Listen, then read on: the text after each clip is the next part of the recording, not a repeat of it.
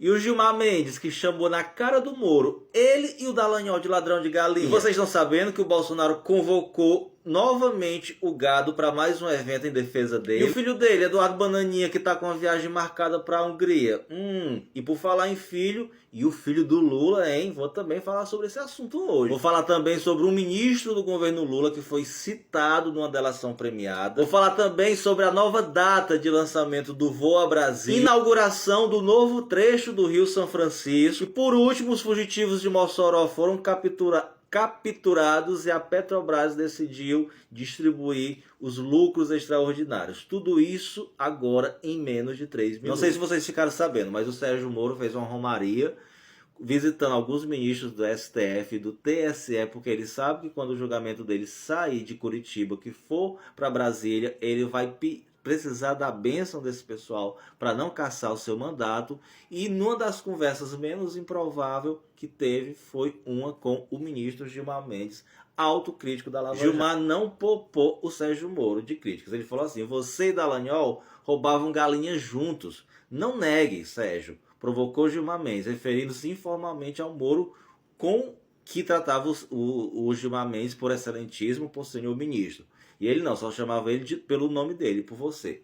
Continua, tudo que a Vaza Jato revelou, eu já sabia que você e Dallagnol faziam. Vocês combinavam que estaria nas peças. Não venha dizer que não. E ele falou também que certa vez o Paulo Guedes veio até o gabinete dele todo orgulhoso, dizendo que te convenceu a sair de Curitiba para ser funcionário do Bolsonaro.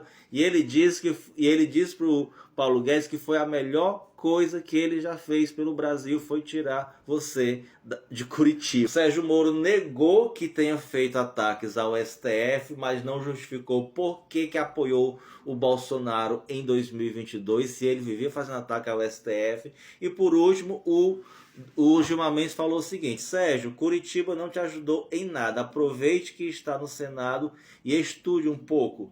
A biblioteca do Senado é ótima, você deveria frequentá-lo. Por falar nisso, o julgamento do Sérgio Moro lá em Curitiba foi simplesmente paralisado por um pedido de vista dessa desembargadora, que colega de juventude do Sérgio Moro, né? O objetivo deles é atrasar o processo para que ele chegue somente no TSE quando o Alexandre de Moraes não for mais o presidente, que vai ocorrer agora em junho. E o Bolsonaro, juntamente com Silas Malafaia, estão organizando um evento agora para o dia 21 de abril, feriado de Tiradentes, lá na Avenida Oceânica, no Rio de Janeiro.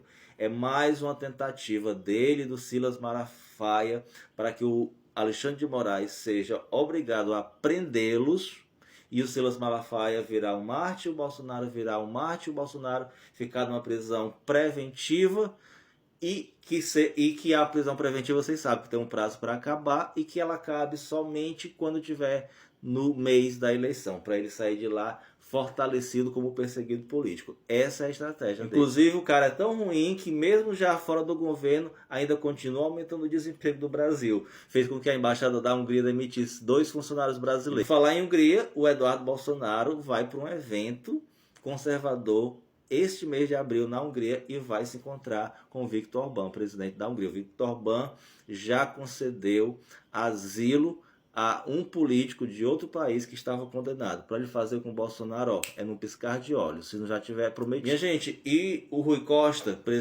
ministro da Casa Civil do governo Lula, ele foi acusado de uma delação premiada por uma empresária de ter feito parte de um processo de corrupção da compra dos respiradores na época da pandemia, tá? Ele disse que é mentira. Foram 48 milhões nas compras dos respiradores e nunca foram entregues. A empresária responsável por prometer entregar os respiradores devolveu 10 milhões aos cofres públicos e disse que o restante foi distribuído entre eles. O ministro, que na época era governador da Bahia, nega e diz que foi ele mesmo que mandou a Polícia Civil investigar a compra desses respiradores que nunca foram entregues. Ou seja, ele jamais iria, tendo o rabo preso, mandar investigar ele mesmo. E eu acredito nele, porque o Rui Costa, ele é um homem honrado. A gente nunca ouviu falar de corrupção no nome dele. Em relação à questão do caso do filho do Lula, minha gente, o que eu defendo?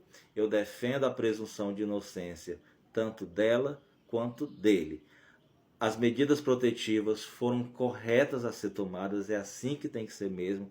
Surgiu qualquer movimento desse tipo, tem que denunciar sim e vamos aguardar. Se for comprovado que ele tem culpa no cartório, ó, não tem problema nenhum. O que não vale é querer sujar a imagem do presidente Lula, porque vocês, bolsominions, nunca se preocuparam com mulher, porque vocês não gostam de mulher. E na época que o Flávio Bolsonaro foi acusado de rachadinha, nenhum de vocês quis associar o Bolsonaro à rachadinha do Flávio, tá bom? Então, pra cima de nós não cola não, viu? E o Lula inaugurou hoje um novo trecho da transposição do Rio São Francisco em Pernambuco, que irá beneficiar mais 9 novas cidades. Os fugitivos de Mossoró foram capturados hoje no estado do Pará. Em abril será inaugurado, será dado início ao projeto de Voa Brasil, onde terão passagens disponíveis por R$200 para pensionistas do INSS e estudantes do ProUni. E por último, o governo Lula decidiu distribuir os dividendos extraordinários com os seus acionistas. Não foi,